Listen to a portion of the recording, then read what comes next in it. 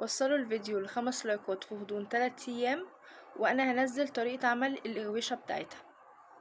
بصوا يا جماعة، عشان نعمل التكوينات دي احنا هنحتاج ايه؟ احنا هنحتاج خرز على شكل ايه؟ على شكل مربع، بس احنا هنقلبه بالشكل ده كده كده. ماشي، يبقى احنا كده ايه؟ عملنا واحدة. ماشي. هو معلش يا جماعة انا بصور لكم بالطريقة دي لان ايه؟ لان اللي عندي خلص يا جماعة. وكده برضو بالطريقة دي مربع من الجنب كده كده. ده بيبهت مش عارفة ليه. ماشي. وكذلك برضو نعمل الناحية التانية كده كده برضو مربع. المهم ان ده ايه؟ مربع مقلوب كده، مربع مقلوب ومربع مقلوب ومربع مقلوب. ده التشكيل اللي هنعمل بيه كله، اللي هنعمل بيه الحلقان واللي هنعمل بيه السلاسل وهنعمل بيه كل الحاجات اللي انتوا ايه شايفينها. بصوا يا جماعة، في اللي هي سلسلة اللي بمتر، اللي هي ب20 ب30 جنيه على حسب المنطقة اللي فيها. بصوا قصتهم هما الاتنين قد بعض. ماشي. دي اللي هي السلسلة اسمها ايه؟ اسمها كافيار. ماشي. معرفش اسمها ايه في المحافظات بتاعتكم، لكن انا لما بقول للراجل عايز سلسلة كافيار بيجيب لي دي. هي عبارة عن سلسلة فيها فصوص كده صغيرة، ايا كان يعني. لما تشوفوها روحوا اشتروها. بصوا يا جماعة، انا عملت ايه؟ انا إيه؟ بعد ما لزقتهم زي ما انتوا شايفين على الورق، هعمل ايه؟ اللي انا هعمله هو ان انا هشيل الجلدة واجيب ده الزق واحدة هنا وواحدة هنا بلزق ايه؟ بلزق الصاروخ. انا بستخدم لزق الصاروخ، انتوا استخدموا اللزق اللي انتوا مرتاحين فيه. ولزقت هنا ولزقت هنا، بقى اعمل معاه ايه؟ طابور بالشكل ده كده اهو. هعمل طابور. وعشان نعمل الحلقة نجيب دبوس من اللي هو دبوس مكتب ده، ونقوم لازقينه بلزق وحاطينه ودي اهو. بس هو الصراحة انا مش عاملاه بدبوس مشبك، انا عاملة حاجة تانية معقدة. انا هو بصوا هنا، ده التكوين اهو. ده تكوين فيه خرام من الجنب. انا بقى ايه؟ جبت حتة الحديد الصغيرة دي اللي هو سلك التشكيل ده، وقمت مدخلة فيه ولفاه وعاملاه حلق كده. لكن الاسهل ليكو هو ايه؟ هو ان انتوا تجيبوا دبوس مشبك، او اسمه دبوس مكتب، اللي هو دورية وطالع منها بوز ده، تلزقوه ويعمل حلقة، هيبقى شكله حلو قوي.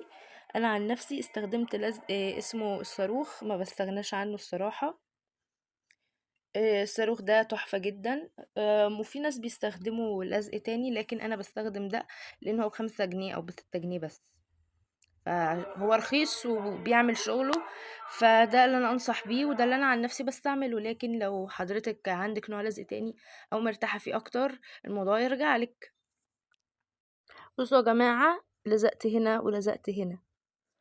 وبصوا برضو هنا، بصوا التكوين ده بعمل ايه؟ بصوا بمسكه حتة واحدة ما بتقعش.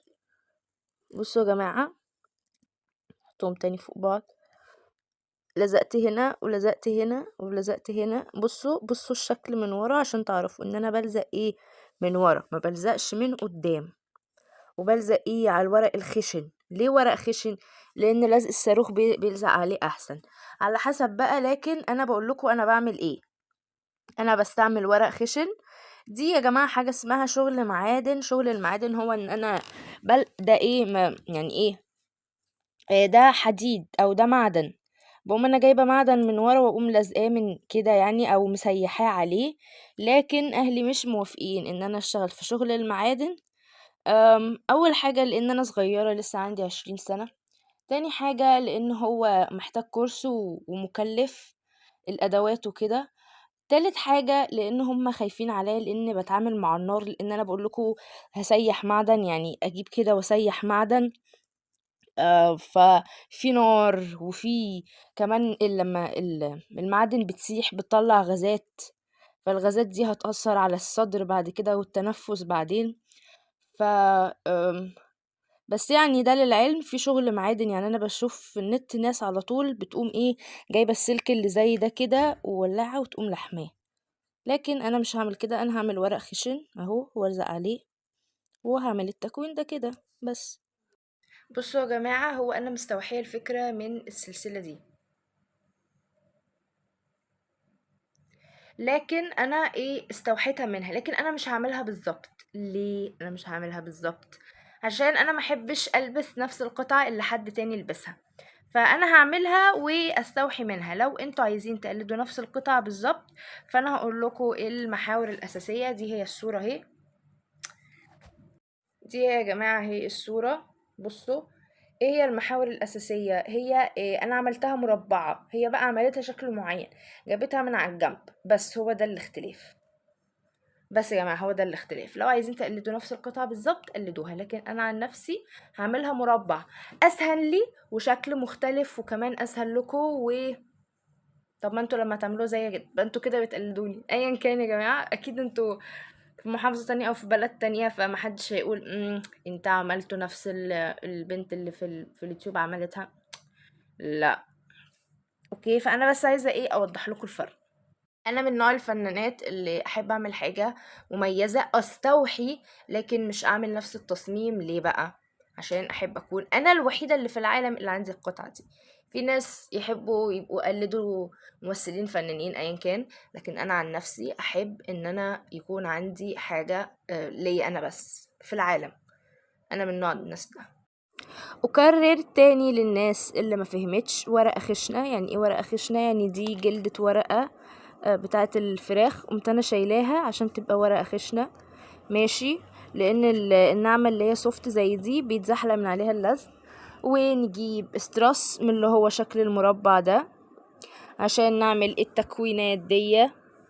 ماشي، احنا هنعمل نفس التكوين ده لان احنا عندنا لونين مختلفين. ماشي، لو عملتوه احمر بس هيبقى التكوين ده، لو عملتوه ازرق بس هيبقى التكوين ده، وعلى حسب برضو الالوان اللي انتوا عاوزينها. يعني مش لازم تقلدوني بالظبط، على حسب الالوان، الموضوع يرجع للذوق. اول حاجة هنعملها هجيب لزق اسمه سوبر جلو او لزق الصاروخ او كله او ايا كان اسمه في دولتكم، واحط هنا كده. انا حطيت زيادة قوي، وهقوم لازقة الشكل ده في النص كده. ماشي، انا كترت اللزق يا جماعه عشان كنت بصور مش شايفه قوي. لزق هنا كده سهل جدا، بعملهولكوا لايف. ما لزقتش كويس.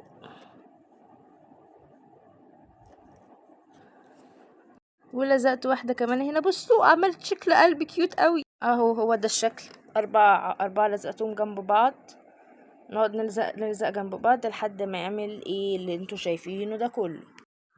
بصوا يا جماعه، بسم الله ما شاء الله كده. زي ما انتوا شايفين انا عملت صفين دول عشان يبقوا السلسله.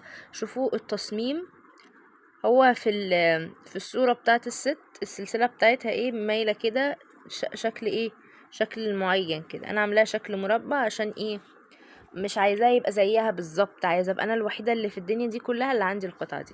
طيب بصوا عملت 1 2 3 4، وزي ما انتم ملاحظين محافظه على ان الاتنين نفس السوا.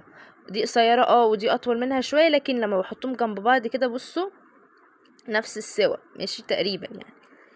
ف هنعمل بقى التصميم بتاعي ده. حلق تاني انا كنت عاملاه سهل جدا وشكله شيك في نفس الوقت. جايبه الاستراس اللي هو شكله زي كده، ولازقه الاتنين فوق بعض وخلاص، الدنيا سهله يعني. بصوا يا جماعه، هقوم محوده ده كده وده كده. ماشي، وجايبه الابيض ده في النص كده، واقوم عامله واقوم مخلياه كده بحيث ان هي تبقى السلسله شكلها كده. ماشي، هعمل بقى عشان اعرف. بسم الله ما شاء الله، زي ما انتم شايفين جبت قطعه كرتونه او قطعه ورقه سميكه شويه بتاعه المقلي ده، اللي اسمه ده الفراخ المقليه دي، وقمت لازقاها عليها على الجزء الخشن طبعا، عشان الجزء الناعم بيقع. الجزء الخشن اللي هو ده بنشيل الجلد اهي زي ما انتم شايفين، بيبقى الجزء ده اسمه الجزء الخشن. طبعا يا جماعه افكركم تاني في حاجه اسمها شغل لحام، لكن اهلي منعيني من شغل اللحام لان انا صغيره في السن وخايفين عليا ان انا اتحرق والكلام ده كله. لكن شغل اللحام هيبقى يعني ايه بروفيشنال اكتر من كده، لكن احنا بنات صغيرين يا جماعة وبنفتح مشاريع وعايزين الشغل يكون امن وكمان موفر، يعني المكسب فيه كبير. فاحنا هنجيب الورقة ونلزقها عليها اهو بالشكل ده كده. لزقته اهو تمام، ملزوق كده كويس جدا. نسيبه ينشف لان اللزق ده لازم ينشف عشان ايه ما يقعدش يلزق في الصوابع. وهجيلكوا بعد فترة. بسم الله ما شاء الله، لا حول ولا قوه الا بالله العلي العظيم. بصوا يا جماعه ده الوحده، معلش هي معوجه شويه بس هي بتتفرد عادي. هو عشان ايه كنبه صغيره بس، لان انا بعمل اكتر من مشروع في وقت واحد. بسم الله الله اكبر في عين الحسود، في وش الحاسد يعني. بصوا يا جماعه هي اكيد طبعا مش تبقى كده ماشي. فاحنا بقى ايه هنجيب السلسله بتاعتنا اللطيفه، المتر اللي ب20 جنيه. شوفوا حاجه رخيصه جدا، المتر من السلسله اللي هي فيها فصوص صغيره دي ب20 جنيه بس ماشي. فانا هعمل ايه، هجيب اللزق الصغنون بتاعي، لزق الصاروخ، وهقوم ايه لزقاه 2 من هنا، واحده من هنا واحده من هنا. هتشوفوا بعد شويه. بسم الله ما شاء الله، 5 في عين الحسود. لزقت من ورا، لسه استنى لما ينشف. لزقت هنا ولزقت هنا لسه جديد مستنيه ينشف. وده شكل من ورا، شكل السلسله من ورا. بسم الله ما شاء الله، لا حول ولا قوه الا بالله. بسم الله الله اكبر. بصوا يا جماعه هنجيب حته سلك صغيره عشان بقى نعمل القفل بقى ماشي. بالشكل ده يا جماعه عملنا خطاف، واضح كده عملنا خطاف ماشي. ونقوم بقى ايه مقفلين. لفيته اكتر من مره بالسلك وسبت الجزء ده. هنقوم بقى نعمل ايه، هنقوم تانيينه عاملينه زي الخطاف بايدينا برضو كده بالشكل ده. ليه بقى؟ عشان يعرف يركب في السلسله التانية. بقى شكله كده يا جماعه كده خطاف. ده شكلها اهو في صدري، حلوة وجميلة وبسيطة، ومفيش احسن واسهل من كده، وما كلفتنيش خالص. وعايزه اقول لكم ان في حاجات زي دي بتتباع يعني باكتر من 200 وباكتر من 300، وبتبقى صيني برضو كده ما بتبقاش حقيقيه. ايه رايكم فيها؟ وصلوا الفيديو ل5 لايكات في غضون 3 ايام وانا هنزل طريقه عمل القويشه بتاعتها.